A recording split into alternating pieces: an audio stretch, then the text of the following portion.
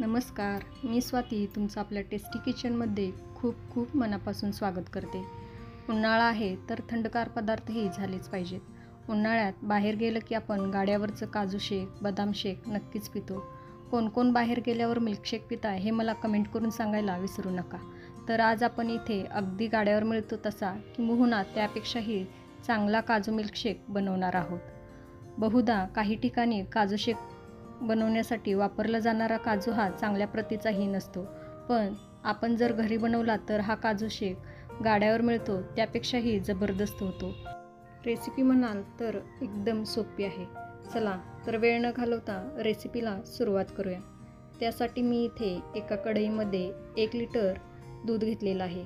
हे दूध मी आधी तापवून त्यावरची साय काढून पूर्णपणे थंड करून घेतलेलं दूध मी इथे घेतलेलं आहे. इथे तुम्ही असं दूध घेऊ शकता किंवा याऐवजी फुल फॅट दूध म्हणजे न तापवलेलं, ज्याची आपण साय काढलेली नाही, असंही दूध तुम्ही इथे वापरू शकता.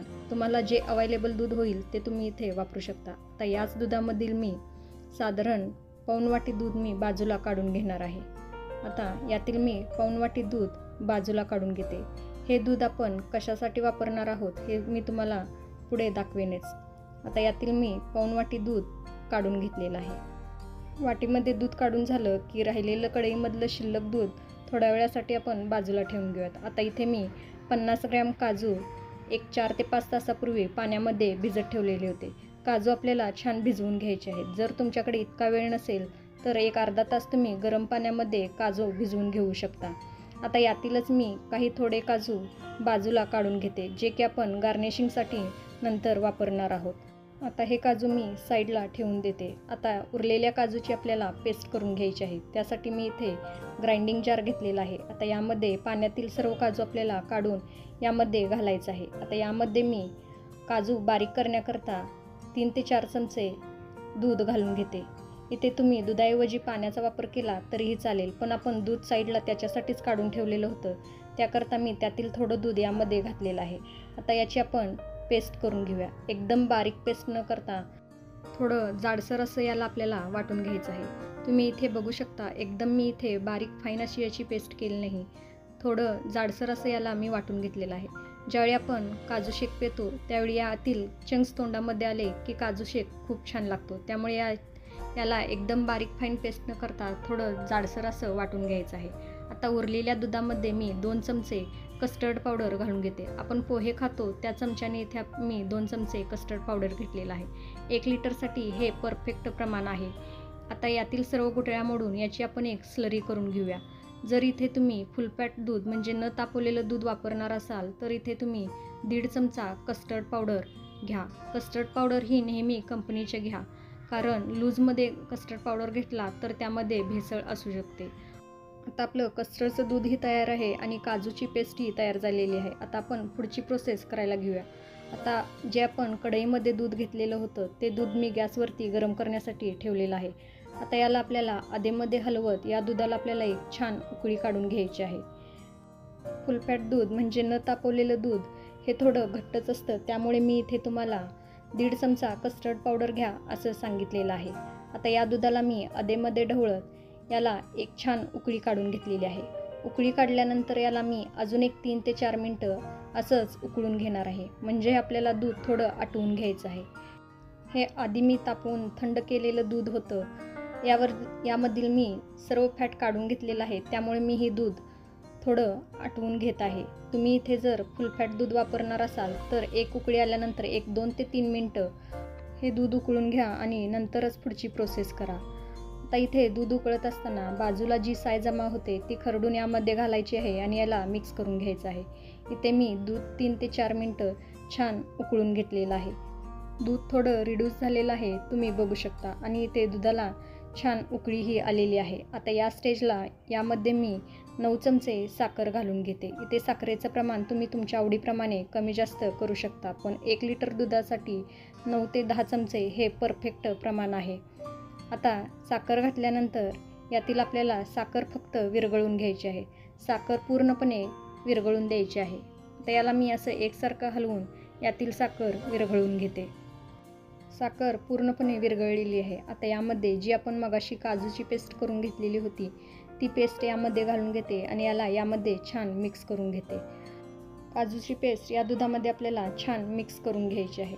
आता या भांड्यामध्ये आपली काजूची पेस्ट थोडी चिटकून राहिलेली आहे. आता यामध्ये अगदी थोडं मी दूध घालून घेते आणि याला खंगळून यामध्ये घालून घेते. इथे जर तुमच्याकडे दूध नसेल तर अगदी थोडं पाणी घालून याला खंगळून यामध्ये घालून घेऊ शकता. पाणी घातल्याने एवढा काही जास्त फरक पडणार नाही.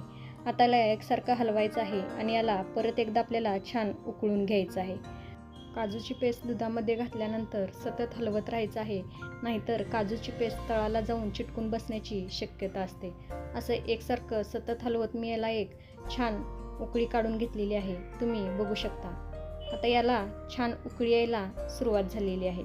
आता यामध्ये मी जे आपण मगाशी कस्टर्डचं दूध तयार करून ठेवलेलं होतं ते दूध आपल्याला घ्यायचं आहे आणि याला परत एकदा छान मिक्स करून घ्यायचं आहे. यामध्ये कॉर्नफ्लॉवर असल्यामुळे ते तळाला चिटकून बसतं, त्यामुळे दुधामध्ये घालण्याआधी याला परत एकदा आपल्याला छान मिक्स करून घ्यायचं आहे.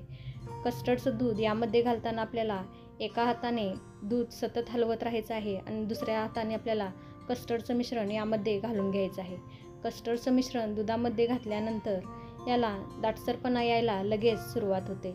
याला असं एकसारखं हलवत राहायचं आहे, नाहीतर कस्टर्ड तळाला चिटकून बसतो आणि याच्या गुठळ्या होतात, जे काय आपल्याला अजिबात नको आहेत. त्यामुळे याला सतत हलवत एकसारखं असं मिक्स करून घ्यायचं आहे. दुधामध्ये लगेच दाटसरपणा आलेला आहे, तुम्ही बघू शकता. सतत एकसारखं हलवत परत याला एकदा उकळी काढून घ्यायची आहे. हलवायचं अजिबात थांबवायचं नाही, सतत एकसारखंच याला हलवत राहायचं आहे. जसजसं याला उकळी यायला सुरुवात होईल तसतसं याला दाटसरपणा यायला सुरुवात होते.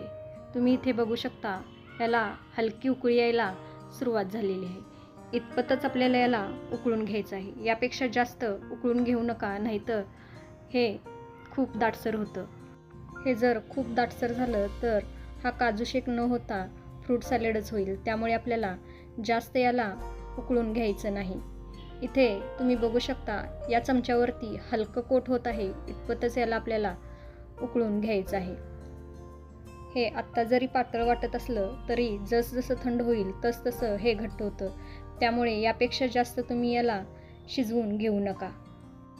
हा आपला परफेक्ट कन्सिस्टन्सीचा काजू मिल्कशेक तयार झालेला आहे. आता गॅस बंद करते आणि याला पूर्णपणे थंड करून घेते. पण हे थंड करत असताना याला अधेमध्ये हलवत राहायचं आहे, जेणेकरून यावरती साय जमा होणार नाही.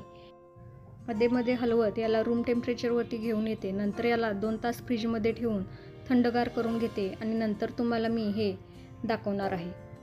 हा काजू शेक मी रूम टेम्परेचरवरती आल्यावरती 2 ते 3 तास फ्रीजमध्ये ठेवून थंडगार करून घेतलेला आहे. आता हे मी सर्व करते, त्यासाठी मी इथे काचेचा ग्लास घेतलेला आहे. आता यामध्ये हा काजू शेक मी घालून घेत आहे. तुम्ही इथे बघू शकता, याला किती परफेक्ट दाटसरपणा आलेला आहे. अगदी बाजारात मिळतो तसा हा काजू शेक तयार झालेला आहे. रंगही सुरेख आलेला आहे आणि दाटसरपणाही एकदम परफेक्ट आलेला आहे.